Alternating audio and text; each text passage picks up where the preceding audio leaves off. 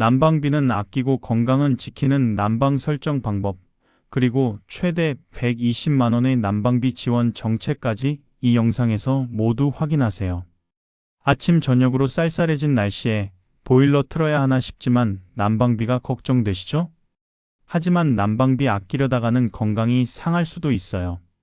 난방비 걱정에 보일러를 틀지 않고 지내시다가 폐렴에 걸리신 어르신들도 많아요. 그렇다고 무조건 보일러를 세게 틀 수도 없어요. 난방비도 올라가지만 그랬다가 또 다른 이유들로 건강에 문제가 생길 수 있거든요. 그럼 어떻게 해야 할까요? 보일러는 잘만 사용하면 난방비를 확 줄일 수 있어요. 사실 많은 분들이 난방비를 2배, 3배로 내고 계시거든요. 보일러를 잘못 사용했기 때문이에요. 보일러 설정을 잘 해두면 난방비만 아끼는 것이 아니라 건강도 챙길 수가 있어요. 난방비를 아끼고 건강도 챙기는 보일러 설정법이 따로 있습니다. 마법이 아닙니다. 과학입니다. 이 영상 하나면 충분해요. 지금부터 말씀드릴 방법들은 어렵지 않아요. 보일러 버튼 몇 개만 제대로 알면 됩니다. 조절기 위치 한 번만 확인하면 되죠. 그리고 정부에서 주는 돈까지 챙기실 수 있습니다. 영상을 끝까지 보시면 이 모든 내용을 다 확인하실 수 있어요. 먼저 중요한 얘기부터 하겠습니다. 난방비를 아끼는 것도 중요하지만 더 중요한 건 건강이죠. 그런데 많은 분들이 이 사실을 잘 모르셔서 잘못된 난방 습관으로 건강을 조금씩 망가뜨리고 계세요. 날이 추워지면 보일러를 그만큼 세게 틉니다. 당연하죠. 그런데 실내 온도가 25도를 넘어가면 문제가 시작돼요. 첫 번째, 우리 몸에서 수분이 빠져나갑니다. 몸속의 물이 마르는 탈수 현상이 일어나요. 입이 마르고 피부가 당기고 심하면 어지러울 수도 있어요. 특히 어르신들은 갈증을 덜 느끼시니까 더욱 위험하죠. 두 번째, 혈압이 올라갑니다. 실내가 너무 더우면 혈관이 확장되는데 밖에 나가면 낮은 기온에 혈관이 갑자기 수축해요. 이 과정에서 혈압이 들쑥날쑥하게 됩니다. 고혈압이 있으신 분들께는 매우 위험해요. 어르신들의 경우 이런 이유로 뇌졸중이 오는 경우도 많아요. 특히 실내와 실외의 온도 차이가 10도 이상 나면 우리 몸은 혼란스러워해요.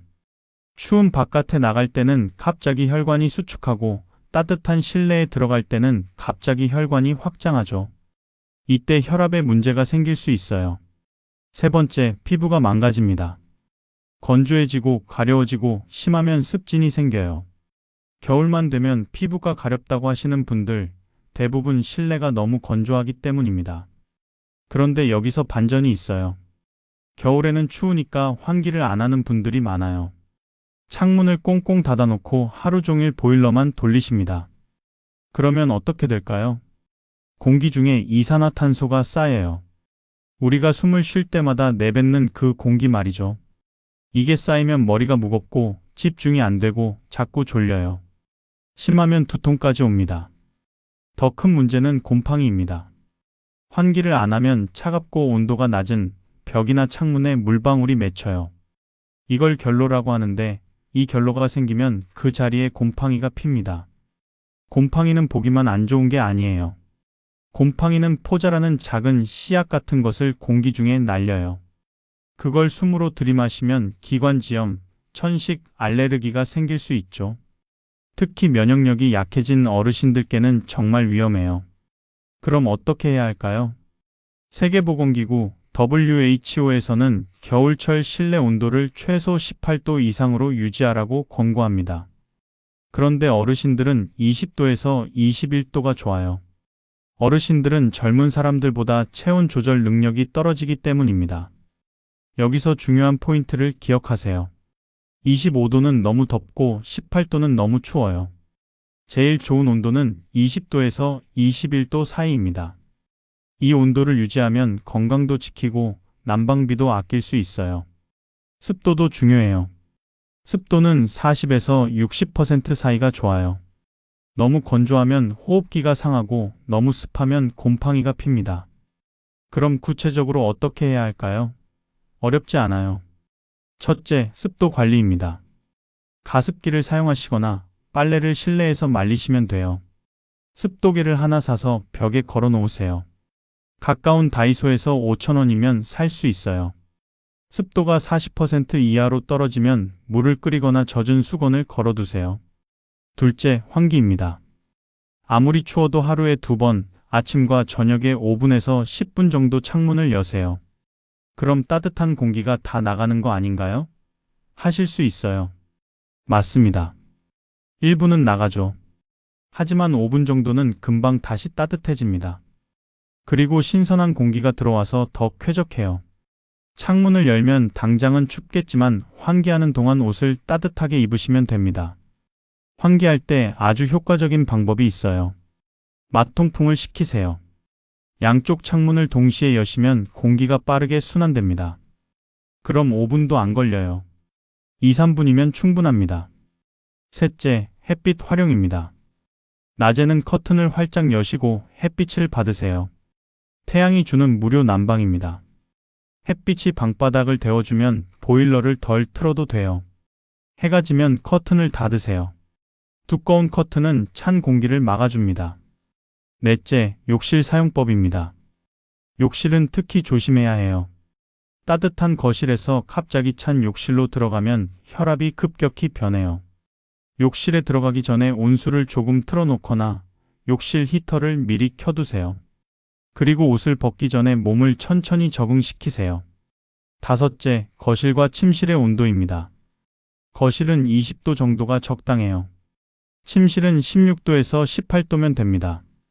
잘 때는 이불을 덮으니까 조금 낮아도 괜찮아요. 오히려 너무 더우면 잠을 설칩니다. 여기까지 들으시고 이렇게 생각하실 수 있어요. 그래, 건강은 알겠어. 그런데 난방비는 어떻게 줄여? 건강하게 따뜻하면서 난방비까지 반으로 줄이는 방법, 지금부터 하나하나 알려드리겠습니다. 여러분 집 보일러 조절기가 어디에 있나요? 거실 벽? 복도? 방 안쪽? 많은 분들이 잘 모르시는 사실이 있어요. 보일러 조절기의 위치가 난방비를 좌우한다는 사실을요. 보일러는 어떻게 작동할까요? 간단합니다. 온도를 감지하는 센서가 있어요. 이 센서가 지금 춥네 하면 보일러가 돌아갑니다. 이제 따뜻하네 하면 멈춰요. 그런데 문제가 있어요. 보일러는 센서가 있는 위치의 온도만 본다는 거예요. 조절기가 창문 근처에 있다면 어떨까요? 창문 쪽은 찬 바람이 많이 들어와요. 꼭 바람이 들어오지 않더라도 바깥의 찬 공기의 영향을 받죠. 그래서 센서는 여기 춥네 하고 보일러를 계속 돌려요. 그러면 방 안쪽은 너무 더워집니다. 난방비는 하늘 높은 줄 모르고 올라가요. 반대로 조절기가 햇빛이 잘 드는 벽에 있다면 어떻게 될까요? 낮에 햇빛이 조절기에 비쳐요. 센서는 따뜻하네 하고 보일러를 끕니다. 그런데 정작 방 안쪽은 춥죠? 복도나 현관 근처도 마찬가지입니다. 문을 여닫을 때마다 찬 공기가 들어와요. 그럼 센서가 속아요. 보일러는 필요 이상으로 돌아갑니다. 그럼 어디가 제일 좋을까요? 정답은 거실 중앙입니다. 바닥에서 1.2m에서 1.5m 높이의 벽이 좋아요. 창문과도 떨어져 있고 현관과도 떨어져 있고 햇빛이 직접 닿지 않는 곳이에요. 그런데 우리 집 조절기는 이미 설치되어 있는데요? 맞아요.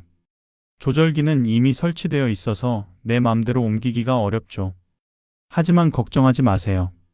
완벽하지는 않아도 현재의 상황에서 오류를 줄일 수 있는 방법이 있어요. 핵심은 온도 센서가 오류를 일으킬 수 있는 요인을 차단하는 거예요.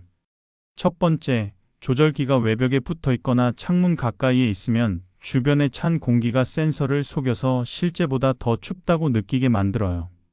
이런 경우에는 조절기 뒤쪽에 얇은 단열 패드를 붙이거나 찬 바람이 직접 닿지 않게 커튼을 설치하는 것만으로도 센서 오차를 크게 줄일 수 있습니다. 가장 간단하지만 가장 효과적인 방법이에요. 보일러를 실내 모드가 아닌 온돌 모드로 설정하시는 것도 좋은 방법이에요.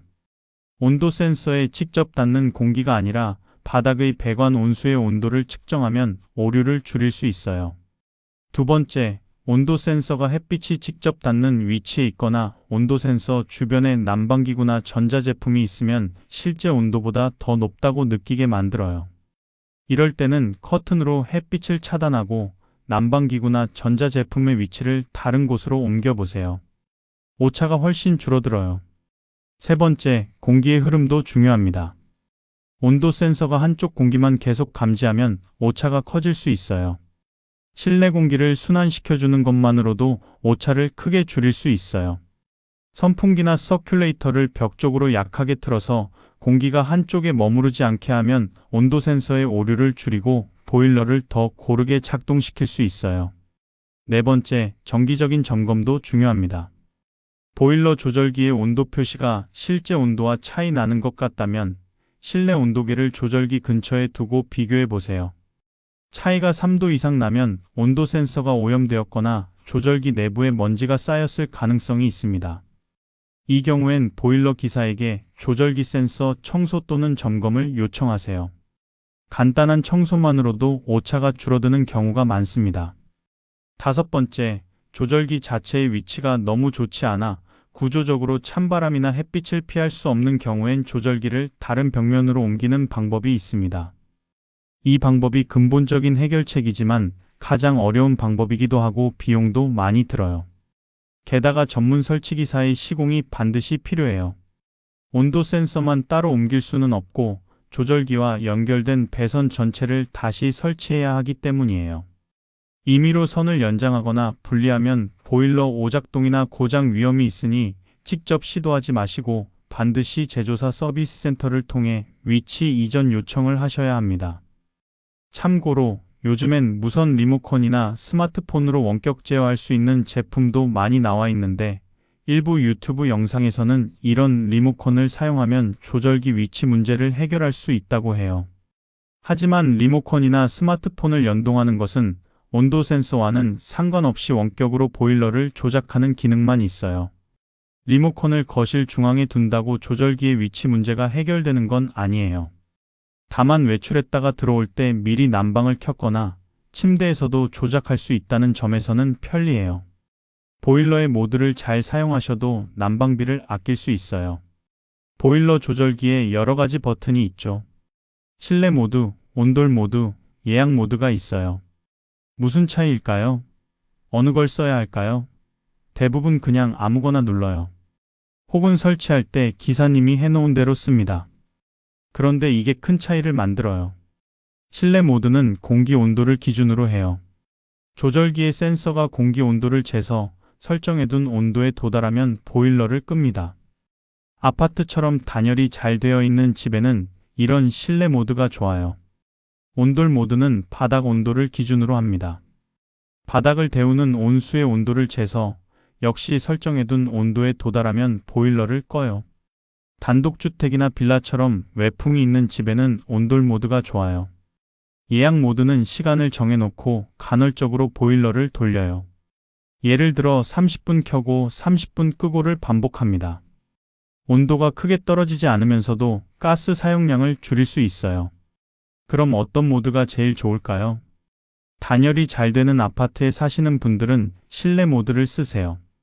단, 조절기가 제대로 된 위치에 있어야 합니다. 좋지 않은 위치에 있다면 보완할 수 있는 방법을 사용해야 해요. 앞에서 말씀드린 내용을 참고하세요. 외풍이 많은 단독주택이나 다세대, 빌라에 사시는 분들은 온돌 모드를 쓰세요. 외풍이 있어서 공기 온도가 불안정하니까 차라리 바닥 온도를 기준으로 하는 게 나아요. 바닥 온도는 55도에서 60도로 설정하세요. 예약 모드는 언제 좋을까요? 낮에 집에 아무도 없을 때입니다. 가족이 대부분 출근하거나 혼자 사시는데 낮에 외출이 잦으시다면 예약 모드를 쓰세요. 완전히 끄는 것보다 나아요. 여기서 꿀팁 하나 드립니다. 실내 온도를 1도만 낮춰도 난방비는 7% 줄어들어요. 예를 들어 22도에서 19도로 낮추면 보통 한 달에 10,000원 정도 절약됩니다. 그럼 춥지 않을까요? 옷을 한 겹 더 입으면 1도 차이는 전혀 문제가 되지 않아요. 얇은 내복 하나, 조끼 하나면 됩니다. 보일러 온도는 살짝 낮추고 옷으로 체온을 보호하세요. 실제로 서울시에서 연구한 결과에 따르면 옷을 한 겹 더 입으면 체감 온도가 2.4도 올라간다고 해요. 그러니까 보일러는 19도로 설정하고 옷을 한 겹 더 입으면 보일러를 22도에 맞춰 놓은 것과 같아요. 다음은 외출 모드입니다. 외출 모드 많이 사용하시죠? 그런데 제대로 사용하시는 분은 많지 않아요. 외출 모드를 잘못 사용하면 오히려 가스비가 더 많이 나와요. 외출 모드의 원래 목적은 뭘까요? 동파 방지입니다. 쉽게 말하면 배관 속에 물이 얼지 않게 최소한의 온도를 유지하는 거예요. 보통 8도에서 10도 정도로 설정됩니다. 그런데 많은 분들이 외출 모드를 절약 모드로 착각하세요. 잠깐 나갈 때도 외출 모드를 켜시죠. 마트 다녀올 때도, 병원 다녀올 때도 외출 모드를 켭니다. 이게 문제입니다. 1시간에서 3시간 정도의 짧은 외출이라면 외출 모드를 사용하지 마세요. 그냥 온도만 2도에서 3도 정도 낮추세요. 20도였다면 17도나 18도로 낮추면 돼요. 왜 그래야 할까요? 외출 모드로 설정하면 실제 온도보다 외출 모드의 온도가 낮아서 보일러가 꺼져요. 보일러가 꺼지면 집이 식어요. 특히 바닥이 식습니다. 온도가 확 내려가는 거죠. 그리고 다시 돌아와서 보일러를 켜면 식은 바닥과 벽을 다시 데워야 합니다. 이 과정에서 엄청난 가스가 들어가요. 보일러는 일정한 온도를 유지할 때보다 다시 온도를 올리기 위해 돌아갈 때 훨씬 더 많은 가스를 사용해요. 자동차를 생각해 보세요. 시동을 끄고 다시 켤 때 기름을 많이 먹죠. 보일러도 마찬가지입니다. 껐다 켜는 게 오히려 더 낭비입니다. 그럼 언제 외출 모드를 켜야 할까요? 이틀 이상 집을 비울 때입니다. 예를 들어 자녀 집에 가서 며칠 머무를 때, 여행 갈 때, 이럴 때 외출 모드를 켜세요. 그러면 보일러가 최소한의 온도만 유지해요. 동파도 막고 가스비도 아낍니다. 6시간 이하의 당일 외출에는 외출 모드를 사용하지 말고 예약 모드를 사용하세요. 30분 켜고 30분 끄기를 반복하면서 실내 온도를 15도에서 16도 정도로 유지하세요. 완전히 끄는 것보다 훨씬 효율적입니다. 사람도 없는데 보일러가 돌아간다고 아까워하지 마세요. 일주일 이상 장기간 집을 비우실 때는 어떻게 해야 할까요? 이때는 보일러를 완전히 끄고 배관에 물을 빼는 게 안전해요. 가스밸브도 잠그세요. 그리고 집에 돌아오기 하루 전에 가족이나 이웃에게 부탁해서 보일러를 켜달라고 하세요. 정리하면 이렇습니다. 1시간에서 3시간 외출은 온도만 낮추세요. 6시간 외출에는 예약 모드를 사용하세요. 이틀 이상 외출은 외출 모드로 돌리시고 일주일 이상의 외출은 보일러를 끄고 물을 빼세요. 많은 분들이 놓치는 부분이 또 있어요. 바로 온수입니다. 설거지할 때, 손 씻을 때, 샤워할 때 나오는 그 따뜻한 물 말이죠. 온수 온도를 몇 도로 설정하고 계세요? 60도? 65도? 어떤 보일러 조절기에는 고, 중, 저로 구분되어 있죠. 대부분 아마 고로 설정해 두셨을 거예요. 너무 높아요. 온수 온도가 높을수록 가스를 많이 씁니다. 찬물을 65도까지 데우려면 가스가 많이 들어가요. 그런데 우리가 실제로 사용하는 온수 온도는 그렇게 높지 않아요. 겨울에 손 씻을 때 필요한 온도는 40에서 43도입니다. 샤워할 때도 40에서 44도면 적당해요. 설거지할 때는 45도 정도면 충분합니다. 그런데 보일러를 65도로 설정해 놓으면 어떻게 될까요? 65도까지 물을 데워요. 그리고 우리는 그 뜨거운 물에 찬물을 섞어서 씁니다. 필요 이상으로 데워놓고 다시 식혀서 쓰는 거예요. 낭비입니다. 난방비가 불필요하게 많이 올라가요. 그럼 어떻게 해야 할까요? 계절별로 온수 온도를 조절하세요. 겨울에는 40도에서 43도, 봄, 가을에는 38도, 여름에는 35도면 충분해요. 손으로 확인하는 방법이 있어요. 온수를 틀어서 손을 대봤을 때 약간 뜨겁다 싶으면 적당해요. 데일 것 같으면 너무 높은 겁니다. 미지근하면 조금 더 올리세요. 가스안전공사에서는 온수 45도 이하를 권장해요. 효율적이고 안전하다는 거죠. 특히 어린 손주가 놀러오는 집은 더욱 중요합니다. 온수 온도가 너무 높으면 화상 위험이 있어요. 우리 집 조절기에는 온수 온도가 안 나와요. 이런 경우에는 고, 중, 저로 표시되어 있어요. 고는 60도 내외, 중은 40도에서 45도, 저는 35도에서 40도 내외입니다. 겨울철에도 중으로 설정해 두시면 충분해요.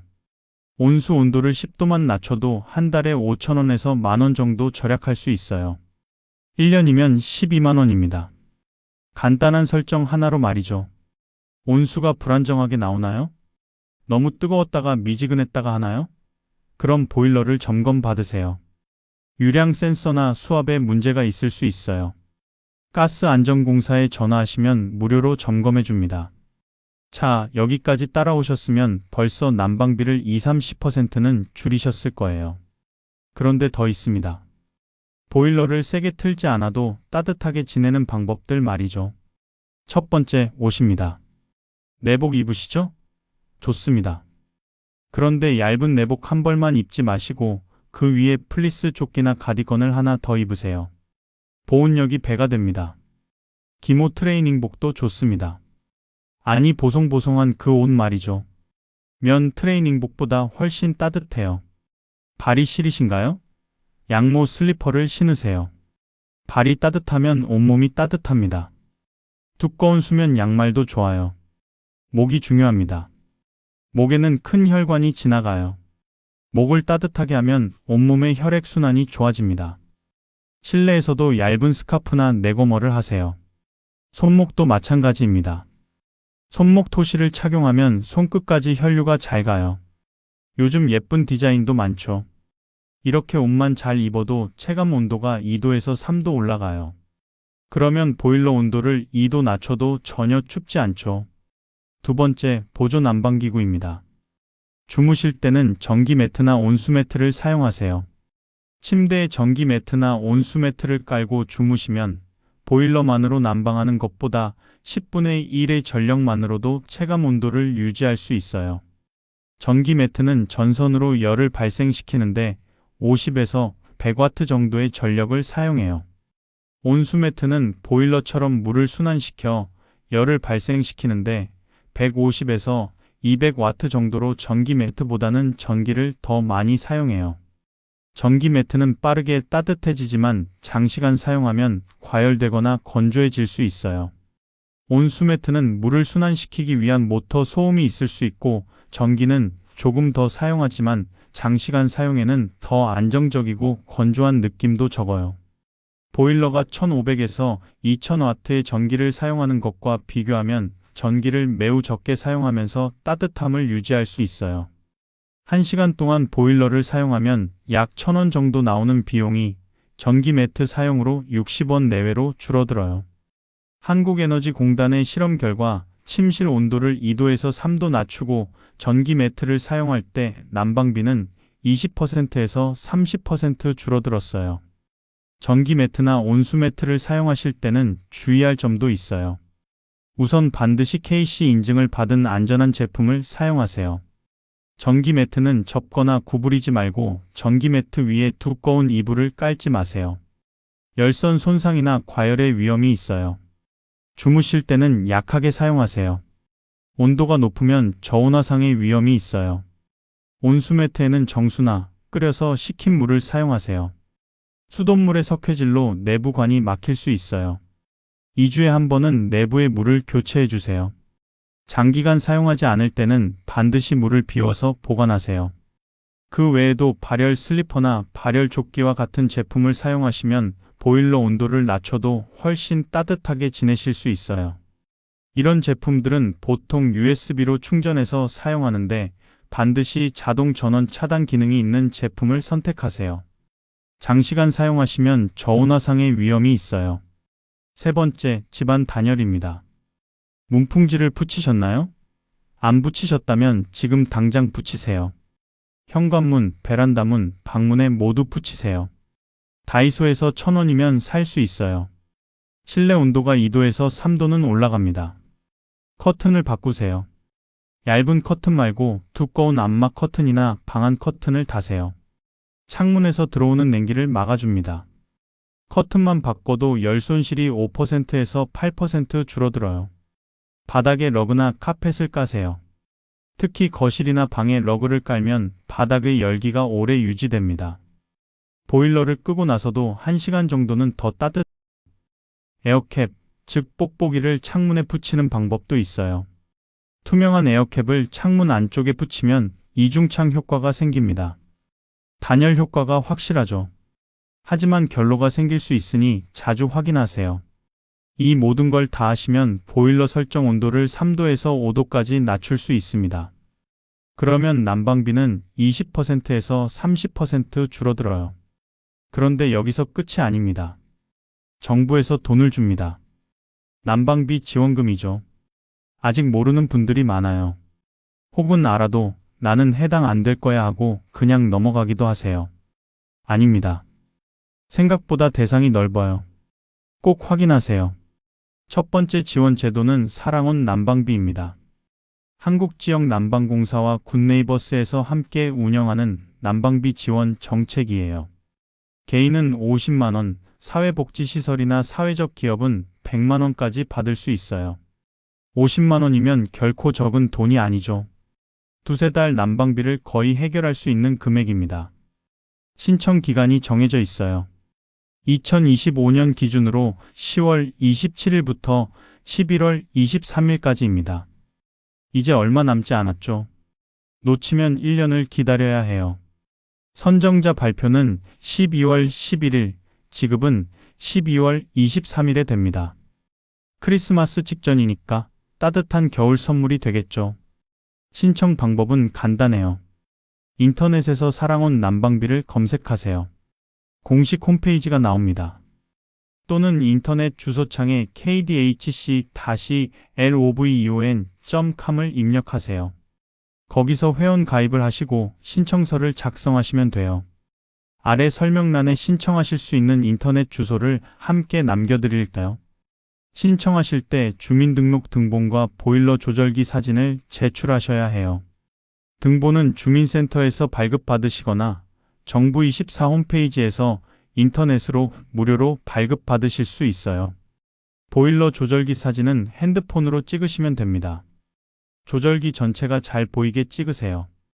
이 정책은 선착순이 아니라 심사형이에요. 대상에 적합한지 신청자의 상황을 확인해서 적합할 경우에만 지급 대상으로 선정해요. 어떤 걸 보고 선정할까요? 긴급성, 주거환경, 경제상황 등을 종합적으로 평가합니다. 소득이 낮거나 주거환경이 열악하거나 긴급하게 도움이 필요한 분들이 우선이에요. 그러니까 신청서를 작성할 때 현재 어려운 상황을 솔직하게 쓰세요. 과장할 필요는 없지만 숨기지도 마세요. 난방비 부담이 크다는 점, 건강상의 어려움이 있다는 점, 이런 걸 구체적으로 적으세요. 모든 분이 받는 건 아닙니다. 하지만 신청해 보는 건 공짜입니다. 신청 안 하면 받을 확률은 0%지만 신청하면 가능성이 생기죠. 다만 지난해에 지원금을 받으셨다면 이번에는 대상에서 제외됩니다. 두 번째 지원 제도는 에너지 바우처입니다. 산업통상자원부와 한국에너지공단에서 운영하는 정책이에요. 여기도 대상이 정해져 있어요.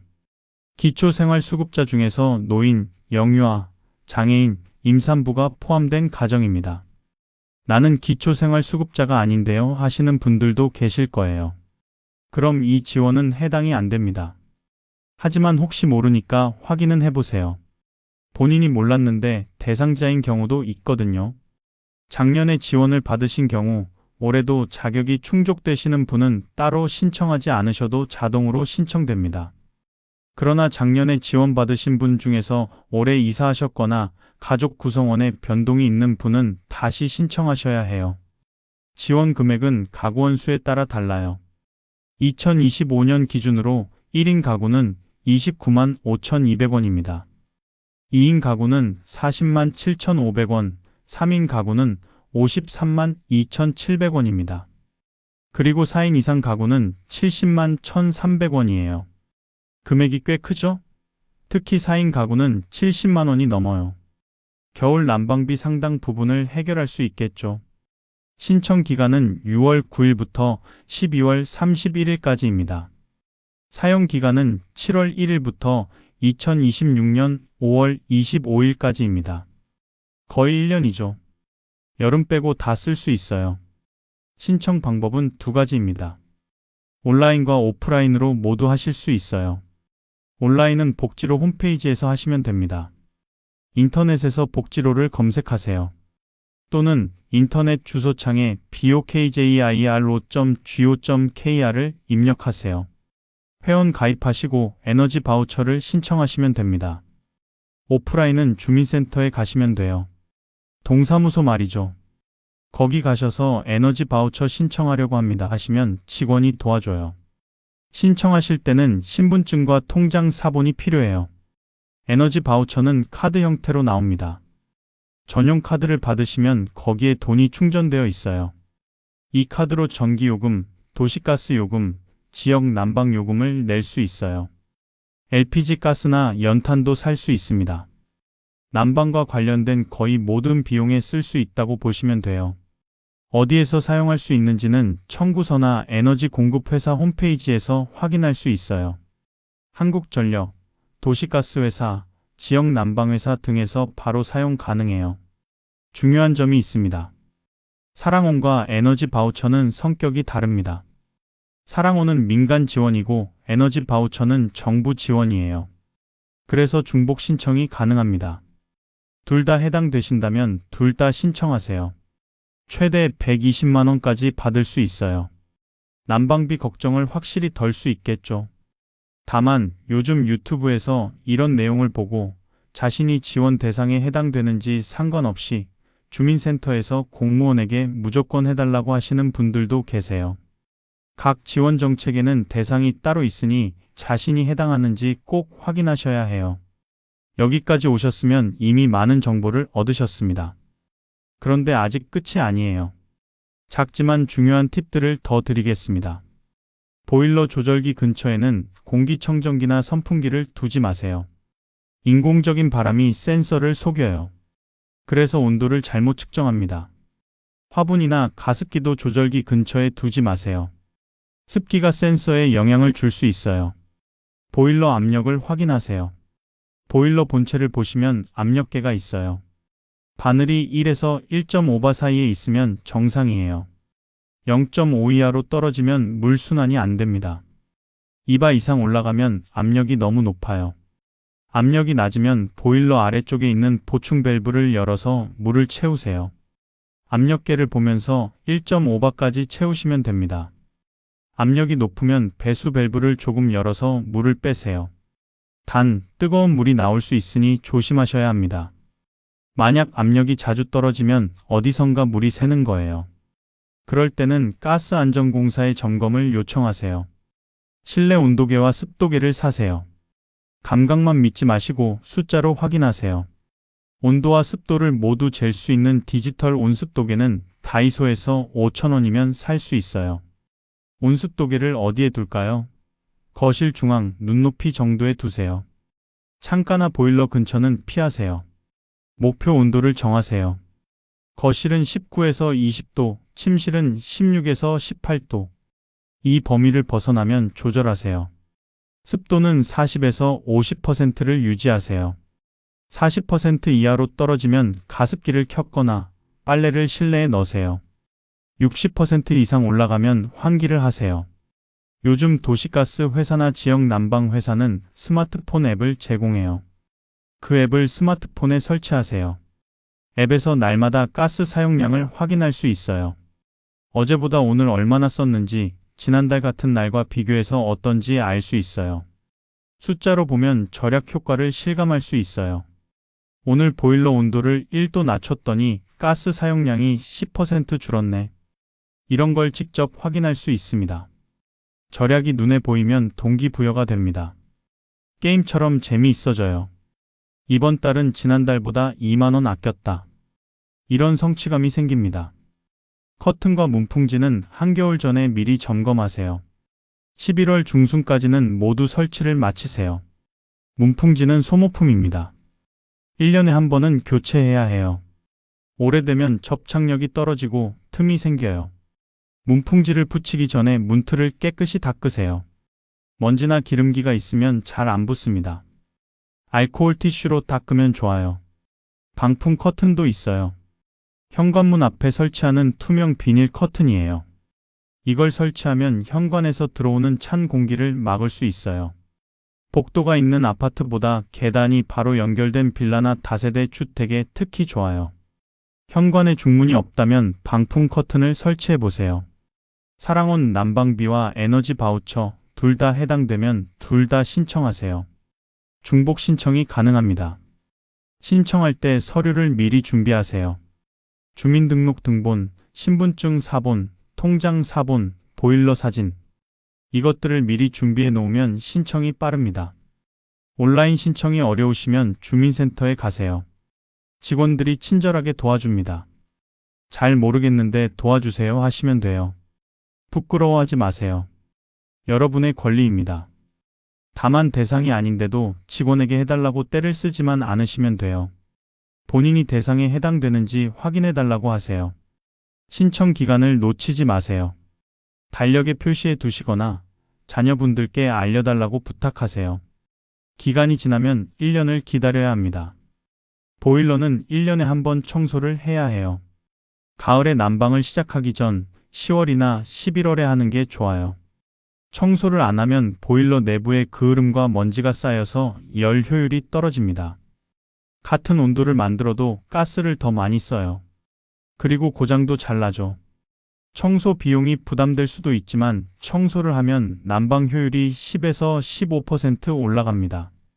만약 고장이라도 나면 훨씬 더 많은 돈을 써야 하니 미리 청소하시는 것이 좋아요.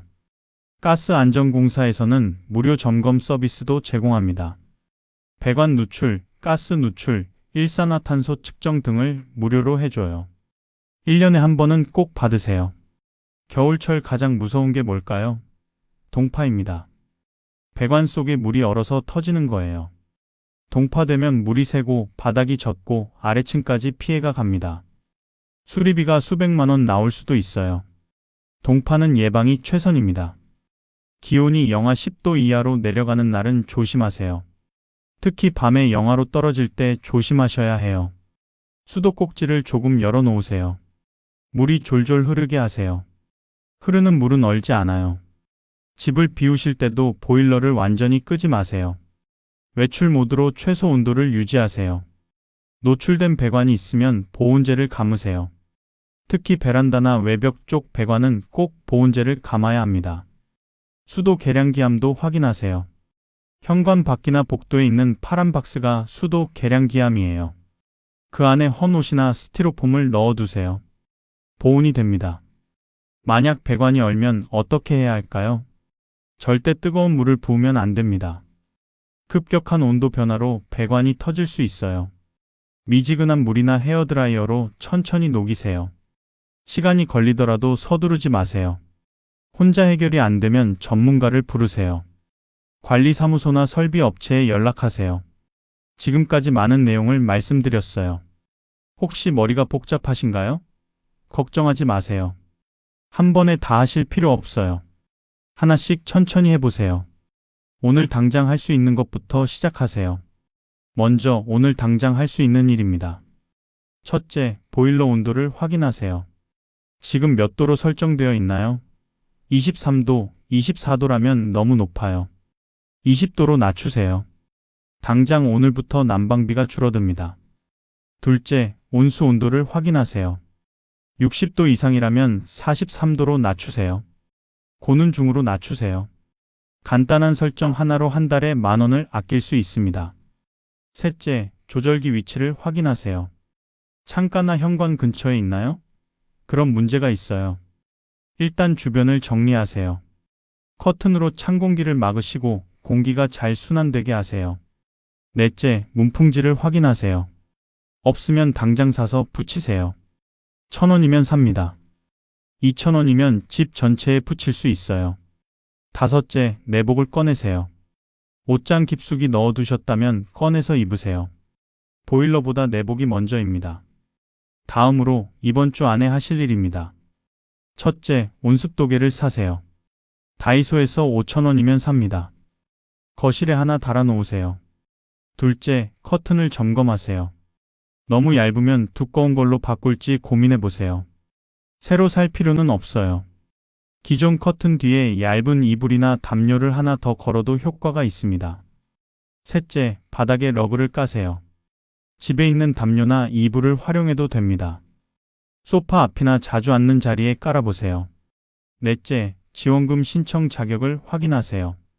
에너지 바우처 대상인지 알아보세요. 사랑온 난방비 신청 기간을 달력에 표시하세요.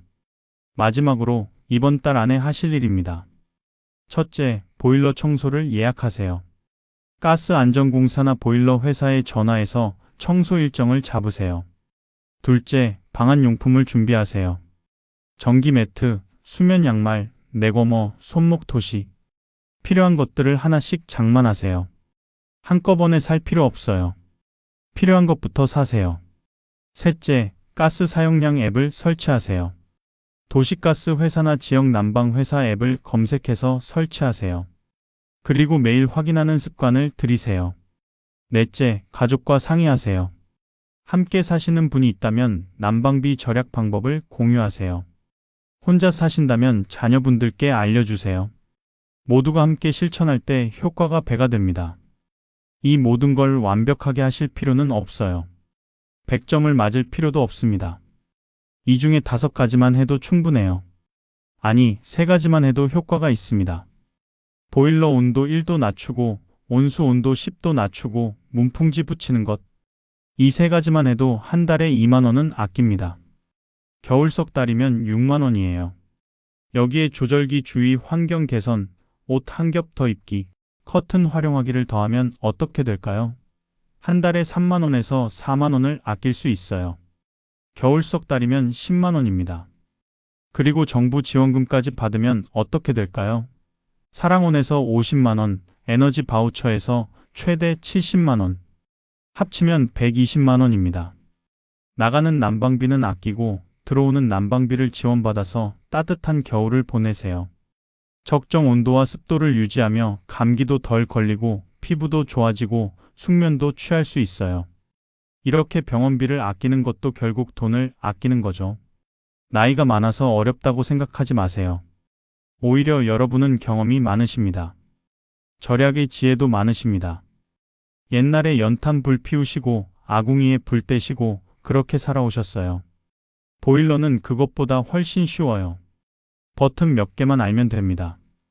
디지털이 어렵다고 생각하지 마세요. 요즘 보일러 조절기는 간단해요.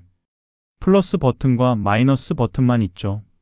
온도를 올리고 싶으면 플러스, 내리고 싶으면 마이너스. 그게 전부입니다. 앱 설치가 어려우시면 자녀분들께 부탁하세요. 손주들에게 부탁하세요. 젊은 세대는 이런 것에 능숙해요. 지원금 신청이 복잡하시면 주민센터에 가세요. 직원들이 친절하게 안내해줘요. 서류도 함께 작성해줍니다. 혼자 하려고 하지 마세요. 도움을 요청하세요. 그게 지혜입니다.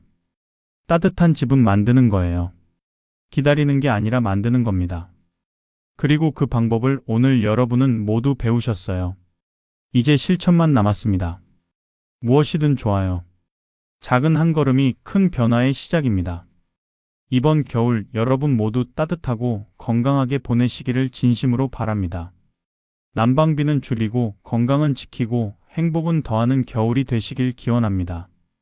함께 따뜻한 겨울을 만들어요. 오늘도 좋은 하루 보내세요. 젊은 그대, 여러분의 건강한 오늘을 응원합니다. 감사합니다.